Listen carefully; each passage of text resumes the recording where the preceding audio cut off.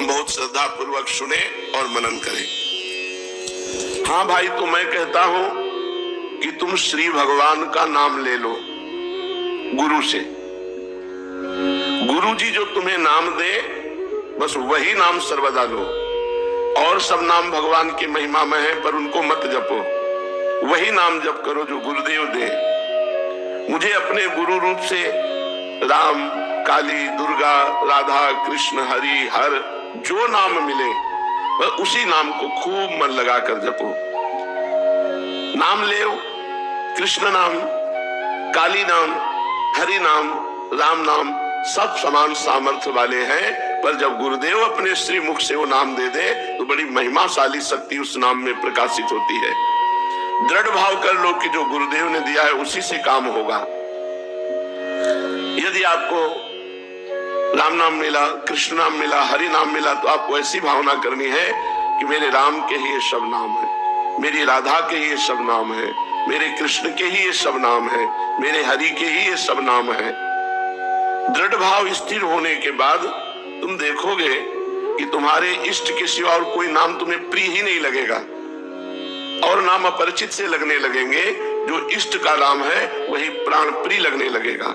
परंतु जब तक ऐसा भाव दृढ़ नहीं होता तब तक गुरु रूप से दिया हुआ इष्ट नाम सदा निष्ठा पूर्वक जपो, संकीर्तन करो, इष्ट चरित्र श्रवण करो। ऐसा करने से इष्ट में प्रेम भाव दृढ़ हो जाता है, संकीर्णता मिट जाती है, भक्त स्थिति को प्राप्त होने लगता है। मैं समझ रहा हूं कि नाम से ही तुम्हारी समस्त समस्याओं का समाधान हो जाएगा, समस्त उलझने तुम्हारी शांत हो जाएंगी। मैं आपको बता देना चाहता हूं कि एक वैष्णव भक्त की जो सामर्थ्य होती है वो त्रिभुवन में किसी की सामर्थ्य नहीं होती। जैसे अम्बरीश जी एक वैष्णव भक्त है और दुर्वासा जी महान तपस्या के धनी है, लेकिन कुछ नहीं बिगाड़ पाए अम्बरीश जी का, और अंततो गत्वा दुर्वासा जी को अम्बरीश जी के चरणों में गिरना पड़ा। वैष्णव भक्त की सामर्थ्य के आगे कोई भी योगी, यति, तपस्वी, ज्ञानी, ध्यानी कोई नहीं है। वैसे श्री भगवान ने भी गीता जी में कहा है कि तपस्वियों से भी अधिक योगी, ज्ञानियों से भी अधिक योगी मेरा जो निरंतर चिंतन करता है, मेरे में चित्त समाहित किए हुए वो अनन्य भक्त मेरे को सबसे प्रिय है। सबसे बड़ा वैष्णव जो भगवान के चिंतन में दैन्य भाव से लगा हुआ है। वैष्णव वही जो अपने इष्ट की मूर्ति के सिवा और कुछ दर्शन करने की इच्छा ही नहीं रखता। वैष्णव वही जो अन्य किसी देवी देवता को अपनी उपासना में नहीं रखता। पहली बात, सबसे बड़ा वैष्णव भक्त जो भगवान का है। अब वैष्णव कौन? जो अपने इष्ट के सिवा और किसी के दर्शन करने की इच्छा ही नहीं रखता। आंख नीचे की, सीधे गए राधा वल्लभ जी के दर्शन किए, सीधे अपनी कुटिया में आ गए, अन्य किसी के दर्शन की इच्छा ही नहीं करता। अगर हमारी उपासना है अनन्य, तो अन्य कोई भी हमारी उपासना में ना हो। राधा नाम, राधा रूप, राधा वल्लभ लाल हरिवंश चंद्र जो गुरु जी, बस। अन्य कोई उपदेश ग्रहण न करे, अन्य किसी का प्रसाद ग्रहण न करे अपने इष्ट के सिवा, तब वो अनन्य वैष्णव भक्त कहा जाता है। तो सबसे बड़ा कौन? भगवान का दैन्य वैष्णव भक्त। वैष्णव भक्त कौन?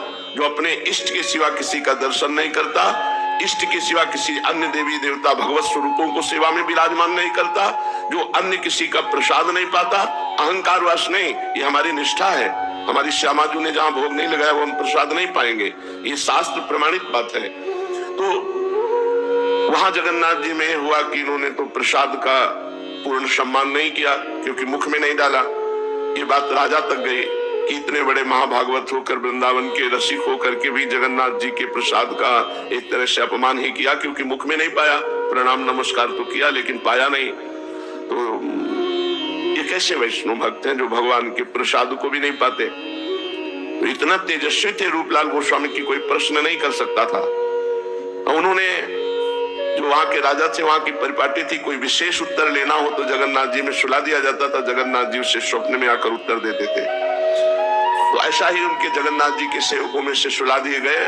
तो स्वप्न में जगन्नाथ जी ने आकर कहा, उनको मत कहना, क्योंकि वो प्रियाजू के रसिक अनन्य है, और प्रियाजू का अधरामृत तो हम भी पान करना चाहते हैं। अगर वो हमारा नहीं ले रहे हैं प्रसाद तो उनको कोई दोष नहीं लगेगा, क्योंकि प्रियाजू की अनन्य सखी है, इसलिए उनसे कुछ न कहा जाए।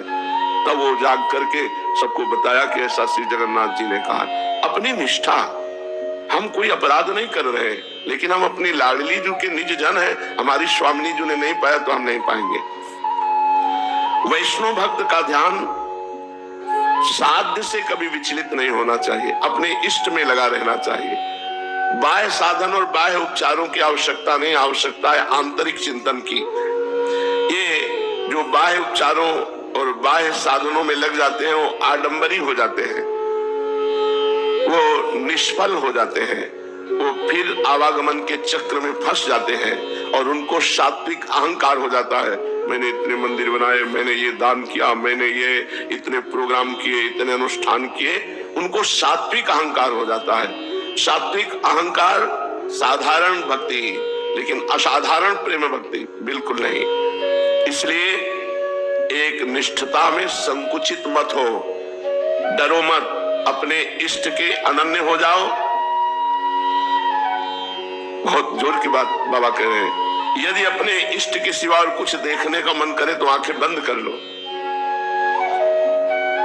गृह द्वार आत्मीय जन स्त्री पुत्र पशु पक्षी भगवत स्वरूप कोई नहीं, इष्ट के सिवा कोई नहीं, आंखें बंद कर लो।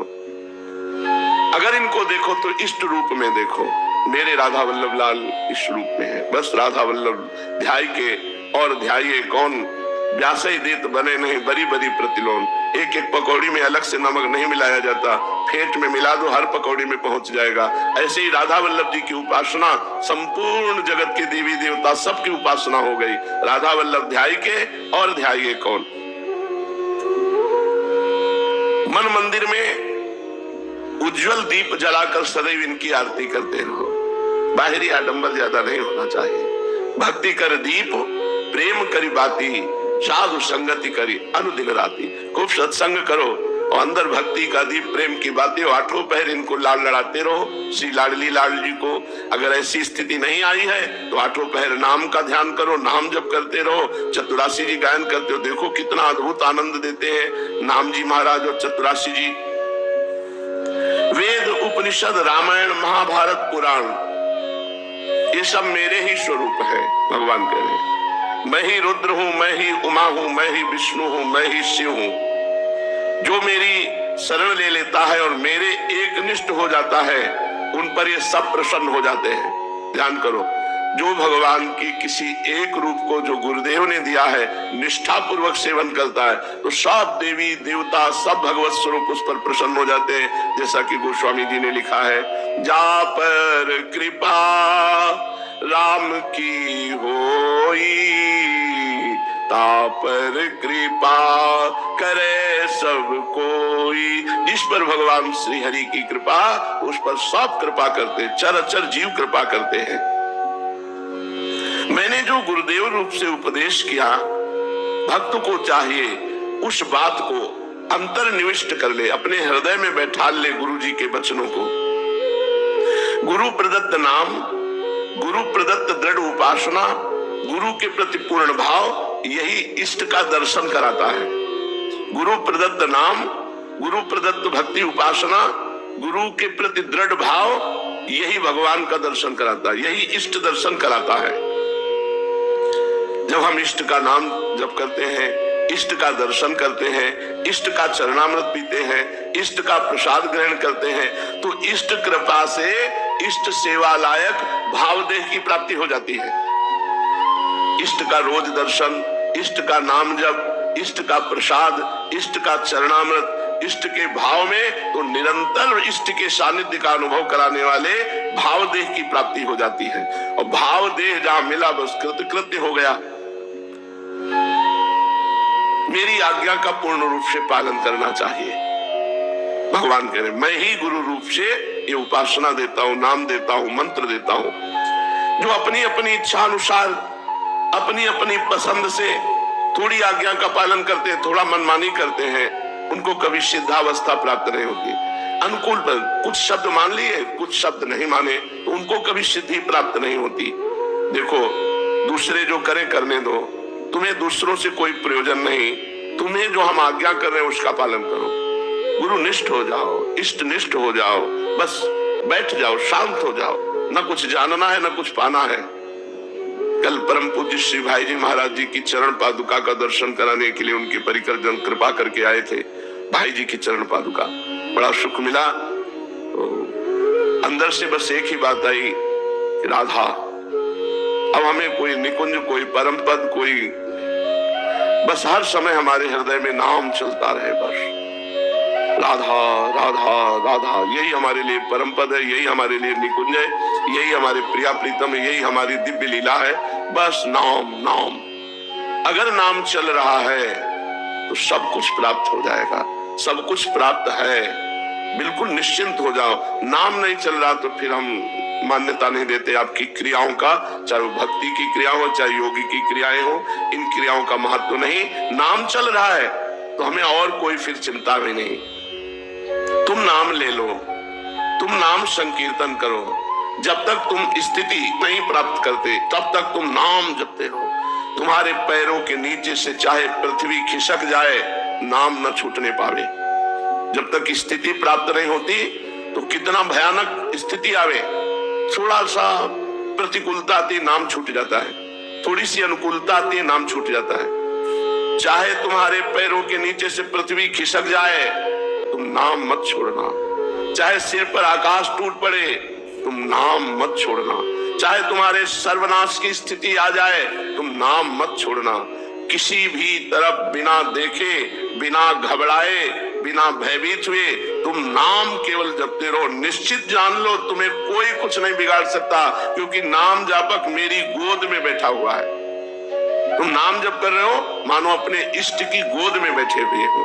मैं तुम्हें छाती से लगाए हुए हूं, कौन तुम्हारे ऊपर बाधा पहुंचा सकता है जब मैं रक्षा कर रहा हूं। केवल तुम नाम लो,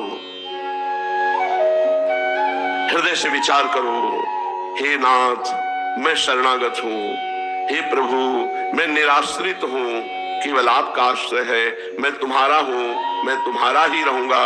हे नाथ आप मेरे हो। हरे मुरारे मधुकैट भारे, गोपाल गोविंद मुकुंद सौरे, यज्ञेश नारायण कृष्ण विष्णु, निराश्रयम माम जगदीश रक्ष। हे मधुकैटभ दैत्यों का विनाश करने वाले, हे गोविंद, हे गोपाल, हे गौओं की रक्षा करने वाले, हे भूमि को धारण करने वाले, हे मोक्ष प्रदाता, हे समस्त यज्ञ के भोक्ता, हे जगदीश्वर, मैं निराश्रित होकर आपकी शरण में आया हूं, मेरी रक्षा कीजिए। ऐसा भाव कीजिए और हर समय नाम जप कीजिए। कभी भयभीत मत होइए, चाहे जितना भय का अवसर हो। ये बात ध्यान रखिए, नाम चल रहा है तो तुम्हारा कोई कुछ बिगाड़ नहीं सकता। और तुम इतना समझ लो कि जब तुम मेरा नाम जप कर रहे हो तो मेरे लिए कुछ भी संभव या असंभव नहीं है। मेरे लिए कुछ भी संभव या असंभव नहीं है, मैं सब कुछ कर सकता हूं। असंभव को संभव, संभव को असंभव कर सकता हूं। मैं कोमल कमल नाल से बलवान हाथी को बंधवा सकता हूं। गाय के खुर के गड्ढे से बने हुए जो उसमें पानी, उसमें सुमेरु पर्वत डुबा सकता हूं 4 लाख योजन का। मेरी गति का कोई निर्णय कर सके ऐसा कोई आगम निगम पुराण शास्त्र अभी तक नहीं बना। सब नेति नेति कह रहे हैं, इतना नहीं और है, क्योंकि वो अनंत है। इसलिए तुम मेरे हो। अब तुम्हें न देह की चिंता करनी है, न परिवार की चिंता करनी है, बस तुम्हें मेरी चिंता करनी है। अनन्यस्य चिंतयन्तो माम ये जनाः परिपासते तेषां नित्याभियुक्तानां योगक्षेमं भाम्यम। जो मेरा आनंद चिंतन करता है उसके योगक्षेम का भान मैं करता हूं। कितने आनंद की बात है, काहे को चिंता करते हो? प्रभु के आश्रित हो जाओ। जहां श्री लक्ष्मी जी चरण चाप रहे हैं वहां तुम्हारे खर्चा, तुम्हारी व्यवस्था, अरे अनंत ब्रह्मांडों का वैभव एक संकल्प से उत्पन्न हुआ है। तुम केवल पुकारो। मैं 100 बार, 1000 बार, लाखों बार तुम्हें वचन देता हूं, प्रतिज्ञा पूर्वक कहता हूं कि यदि तुम नाम जप करोगे तो मैं तुम्हें साक्षात दर्शन दूंगा और मृत्यु तुम्हें छू नहीं पाएगी और परम गति प्रदान करूंगा। नाम श्रवण, नाम जप, नाम कीर्तन, यही परम धन है जो भगवत कृपा पात्र नहीं है, उन पापियों की जिह्वा से कभी नाम निकल ही नहीं सकता। अब अपने को तो बड़ा आश्चर्य होता है कि भगवान के बिना लोगों का दिन कैसे जाता है। तो भगवत चिंतन नहीं, बस वही विषय चिंतन, वो उबते नहीं। यहाँ तो 5 मिनट 10 मिनट अगर किसी से पर्सनल वार्ता करनी पड़े तो ऐसा लगता है कौन सा दुर्भाग्य प्रकट हुआ है। भगवान के संबंधी आप दिन भर बातें करते रहो, हमें कोई परेशानी नहीं। जिसे हम 5 मिनट बर्दाश्त नहीं कर सकते, उसी को पूरे जीवन बर्दाश्त कर रहे। कैसी भगवान की माया है। नाम श्रवण, नाम कीर्तन, नाम चिंतन, ये पापियों की द्वारा नहीं हो सकता, उनकी जिह्वा पे नहीं आ सकता। भगवत कृपा पात्र पापी रहा है पर नाम जप कर रहा है तो अब भगवत कृपा पात्र है, नहीं तो जिह्वा पे नहीं। पापवंत कर सहज स्वभाव, भजन मूर्ति भाव न काऊ। इसलिए तुम कृपा पात्र बन गए हो जो नाम जप कर रहे हो, बड़ा सौभाग्य उदय हुआ है। खूब नाम कीर्तन करो, नाम जप करो, नाम चिंतन करो। श्रीमद् भागवत महापुराण। भगवान श्री कृष्णचंद्र जी उद्धव जी को उपदेश करते हैं, उद्धव ये शरीर प्रारब्ध के अधीन है, ये मानो शरीर प्रारब्ध के अधीन है। कल एक प्रश्नकर्ता ने प्रश्न किया, क्या प्रारब्ध मिटाया जा सकता है? तो देखो, कहने की बात अलग है लेकिन वास्तविक बात है, प्रारब्ध मिटाया नहीं जा सकता। नहीं, बड़े बड़े अनुष्ठान करने वाले संत महात्मा, बड़े बड़े भजनानंदी, इनको प्रारब्ध भोगना पड़ता है। शरीर रचने के समय जो कर्म का परिणाम रख दिया गया कि अब ये मानव देह प्राप्त कर रहा है, इतनी अवस्था में इसे सुख मिलेगा, इतनी अवस्था में दुख मिलेगा, प्रारब्ध भोगना पड़ा, अवश्य में भोक्तव्यम। यहाँ कह रहे हैं उद्धव, यह शरीर प्रारब्ध के अधीन है, भोगना पड़ेगा, अच्छा या बुरा जबरदस्ती भोगना पड़ेगा। शारीरिक और मानसिक जितने भी कर्म होते हैं ये माया के गुणों से प्रेरित होके होते हैं। सतोगुण तो सतोगुणी कर्म होगा, रजोगुण तो रजोगुणी कर्म होगा, तमोगुण तो तमोगुणी। पर ज्ञानी पुरुष गुणों को कर्ता न मानकर अपने को कर्ता मान लेता है, अपने को उनका ग्रहण त्याग आदि कर्मों का कर्ता मान बैठता है और इसी अभिमान के कारण वो बंध जाता है। प्यारे उद्धव, पूर्वोक्त पद्धति से विचार करके विवेकी पुरुष समस्त विषयों से विरक्त रहता है। सोने, बैठने, घूमने फिरने, नहाने, देखने, छूने, सूंघने, खाने और सुनने आदि क्रियाओं में वो अपने को कर्ता नहीं मानता, बल्कि गुणों को ही कर्ता मानता है। गुण ही सभी कर्मों के कर्ता भोगता है। ऐसा जानकर विद्वान पुरुष कर्म वासना और फलों से नहीं बंधते, वे प्रकृति में रहकर भी वैसे ही असंग रहते हैं जैसे स्पर्श आदि से आकाश, जल की आर्द्रता आदि से सूर्य और गंध आदि से वायु। उनकी विमल बुद्धि की तलवार असंग भावना की शान से और भी तीखी हो जाती है और वे उससे अपने सारे संशय संदेहों को काट कूट कर फेंक देते हैं। जैसे कोई स्वप्न से जाग उठा तो उसकी स्वप्न की जितनी वृत्ति सब झूठी दिखाई देती है, ऐसे ही जिसको ज्ञान हो जाता है ये सब संसार भ्रम मूल है, सत्य है तो भगवान है, आत्मा है, ऐसा अनुभव होता है। जिनके प्राण, इंद्री, मन और बुद्धि की समस्त चेष्टाएं बिना संकल्प के होती हैं, वे देह में स्थित रहकर भी उसके गुणों से मुक्त हैं। उन तत्वज्ञ मुक्त पुरुषों के शरीर को चाहे कोई हिंसक लोग पीड़ा पहुंचाएं, चाहे कोई दैवी योग से पूजा करने लगे, ना तो पीड़ा पहुंचाने में वो दुखी होते हैं, ना पूजा करने में सुखी होते हैं।